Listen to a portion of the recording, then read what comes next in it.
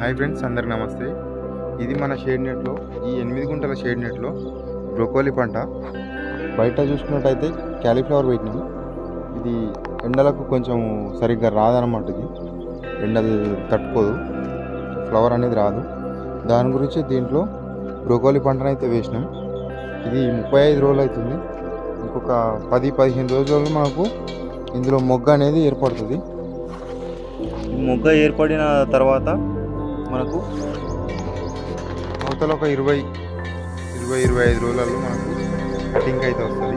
మొత్తం 70 రోజులకైతే మనకు స్టార్ట్ అవుతుంది. దీంట్లో పంట చూసుకున్నట్టయితే బయట 2-3 సార్లు కొట్టినాం మందు క్యాలీఫ్లవర్కి.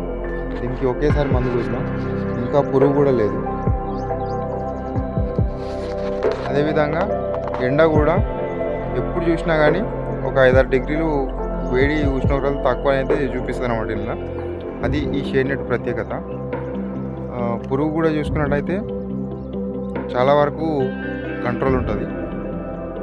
ఇంకా ఇందులోనైతే ఈ పంట వేసినాం.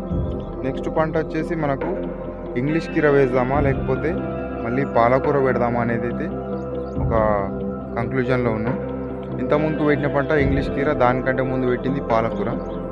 కానీ 8 గుంటల పాలకూరకు మనకు 88,000 అయితే వచ్చింది. కలుపు ఖర్చులు, విత్తనాలకు ఒక 2,000, ఇట్లా పోను ఒక 7-8,000 ఖర్చు పోగా మనకు 80,000 అయితే మిగిలింది.